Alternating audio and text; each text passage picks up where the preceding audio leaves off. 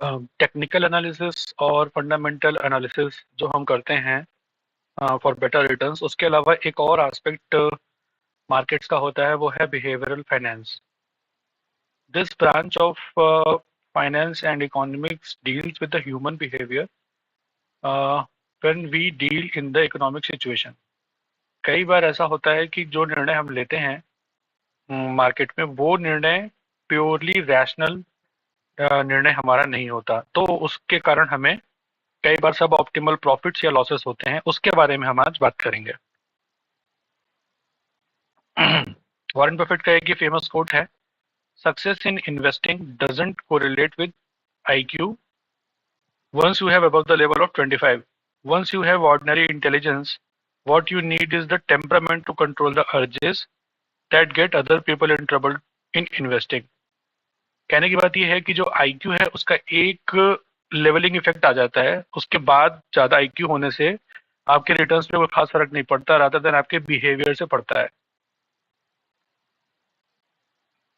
तो यहाँ पर बात शुरू होती है क्लासिकल इकोनॉमिक्स और बिहेवियर इकोनॉमिक्स के डिफरेंस से. क्लासिकल इकोनॉमिक्स ये मानती है थ्योरी कि जो मार्केट्स हैं वो एफिशिएंट हैं और परफेक्ट हैं. उसके बाद जो पीपल हैं, जो पार्टिसिपेंट्स हैं, वो रैशनल डिसीजन लेते हैं अपने प्रॉफिट को मैक्सिमाइज करने के लिए. तो न केवल क्लासिकल इकोनॉमिक थ्योरी मार्केट्स को एफिशिएंट मानती है, फेयर मानती है, बल्कि लोगों को भी मानती है कि वो रैशनल डिसीजन लेते हैं और अपने प्रॉफिट्स को मैक्सिमाइज करते हैं. It assumes that the markets are efficient and no one can take advantage of its movement. तो मार्केट्स इतने एफिशिएंट हैं कि आप उसके मूवमेंट का एडवांटेज नहीं ले सकते हैं. अगर आप अपने बिहेवियर को ध्यान दें तो ऐसा नहीं है कि आपके बिहेवियर से, बिहेवियरल पैटर्न से आपके रिटर्न्स पर कोई चेंज होगा. It also assumes that humans are rational beings and will act to maximize their gains. वो यही मानते हैं कि हमेशा हम अपने गेन्स को मैक्सिमाइज करने के लिए काम करते हैं, हमेशा ऐसा मानती है classical economics. However, behavioral economists believe that the markets are inefficient and human beings are not rational beings even in the marketplace. तो बिहेवियरल फाइनेंस का कहना है कि हमारा जो बिहेवियर होता है वो परफेक्टली रैशनल नहीं होता है, और इसीलिए अगर हम इस चीज पर ध्यान दें तो हम बेटर इन्वेस्टर के रूप में आगे बढ़ सकते हैं. अब हम देखते हैं कि क्या क्या प्रॉमिस करती है हमसे बिहेवियर फाइनेंस, कि हम उसको पढ़ने के बाद हम किन किन चीज़ों से इक्विप होंगे. Behavioural finance raises a couple of important issues for investors. Like, अब ये बहुत इंपॉर्टेंट बातें कुछ उठाते हैं, जैसे कि द फर्स्ट इज वेदर और not it is possible to systematically exploit irrational market behaviour when it occurs.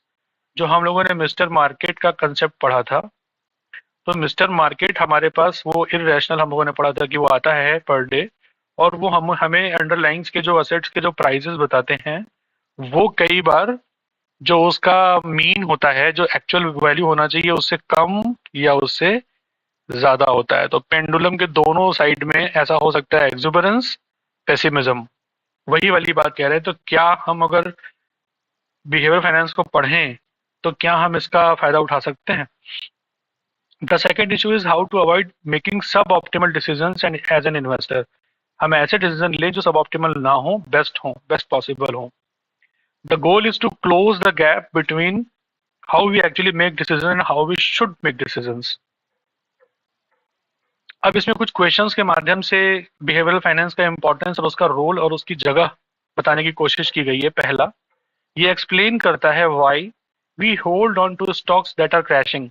जो स्टॉक गिरता जा रहा है उसको हम लेकर के बैठे रहते हैं. Sell the stocks that are rising. जो स्टॉक ऊपर ही ऊपर भाग रहा है उसको हम बेच देते हैं. रिडिकुलसली ओवर वैल्यू और अंडर वैल्यू स्टॉक्स, हमारा एक बायस होता है. जंप इन लेट, हम जब पूरी रैली खत्म हो रही होती है तो हम टॉप पे खरीदते हैं, और उसके बाद जैसे ही हम खरीदते हैं उसके बाद प्राइसेस गिरने लगते हैं. Take desperate risk and gamble wildly when our stocks fall. जब हमारा स्टॉक गिरने लगता है तब हमको जब सचेत होने की आवश्यकता होती है तब हम रिस्क लेना शुरू कर देते हैं, उल्टा करते हैं. इसीलिए परफेक्टली रैशनल नहीं है. Avoid taking the reasonable risk of buying promising stocks unless there is an absolute assured profit. Assured profit के बिना अच्छा स्टॉक्स भी नहीं खरीदते हैं. Never find the right price to buy and sell the stock. हम जब कोई स्टॉक खरीदते हैं तो हमें हमेशा लगता है थोड़ा और गिर जाए, और जब हम बेचते हैं तो हमेशा लगता है कि थोड़ा और ऊपर चला जाए। Prefer fixed income over stocks. Buy when we have to sell and sell when we should be buying. जैसे वो वॉरेन बफेट का एक कोट है कि be greedy when others are fearful and be fearful when others are greedy. तो हम वो नहीं करते, हम जो हर्ड चलता है, जैसे भीड़ चाल हो रही होती है, वही हम करते हैं। Buy because others are buying and sell because others are selling. जो भी सब लोग कर रहे हैं, जिधर जनता जा रही है, वो हम करने लगते हैं। तो इस कॉन्टेक्स्ट में एक बहुत इंपॉर्टेंट कॉन्सेप्ट आता है प्रॉस्पेक्ट थ्योरी। प्रॉस्पेक्ट थ्योरी के लिए 2002 में डेनियल कैनमैन को इकोनॉमिक्स का नोबेल प्राइज मिला था। प्रॉस्पेक्ट थ्योरी बहुत सिंपल सी बात कहती है, वो ये कहती है the idea that investors place more weight on perceived gains than perceived losses. Investors हमेशा अपने परसीव्ड गेन्स को ज्यादा वेट देते हैं एज कंपेयर टू जो लॉस उनको हो सकता है। ये चीज, ये फिलॉसफी जो है, ये जो प्रोपोजिशन है, ये प्रॉस्पेक्ट थ्योरी कहलाता है। इसके बाद से, इस प्रॉस्पेक्ट थ्योरी के आने के बाद से ही जो इकोनॉमिक्स है उसमें बिहेवियरल साइंस साइंस जो है, बिहेवियरल इकोनॉमिक्स जो है, उसकी वैल्यू बढ़ जाती है। और पहले जो केवल हम इंफॉर्मेशन के आधार पर, मतलब जो पहले के मैनेजर्स थे, ट्रेडिशनल मैनेजर्स, वो इंफॉर्मेशन और टेक्निकल नो हाउ, जैसे कि फंडामेंटल या टेक्निकल एनालिसिस, उसके आधार पर काम कर रहे थे। बट अब इसके इंट्रोड्यूस हो जाने के बाद हम इंडिविजुअल इन्वेस्टर के बिहेवियर और ग्रुप बिहेवियर को भी ध्यान में देकर, उसके जो बायसेस हैं उसको ध्यान देकर अपने रिटर्न्स का अल्फा जनरेट कर रहे हैं, बेटर तरीके से अपना अल्फा जनरेट कर सकते हैं। तो प्रॉस्पेक्ट थ्योरी के बारे में हमने आज पढ़ा कि प्रॉस्पेक्ट थ्योरी इकोनॉमिक्स की एक ब्रांच है, और कैसे वो ह्यूमन बिहेवियर पर फोकस करती है, जिससे हम अपने रिटर्न्स में बेटर अल्फा जनरेट कर सकते हैं, और अपने अपने डिसीजंस को और बेटर और रैशनल कर सकते हैं, और सब ऑप्टिमल डिसीजन से बच सकते हैं। आज के लिए इतना ही। Thank you. अगर आपको वीडियो अच्छा लगा तो लाइक करिए, सब्सक्राइब करिए, और अपने साथ में दोस्तों के साथ शेयर भी करिए। Thank you so much.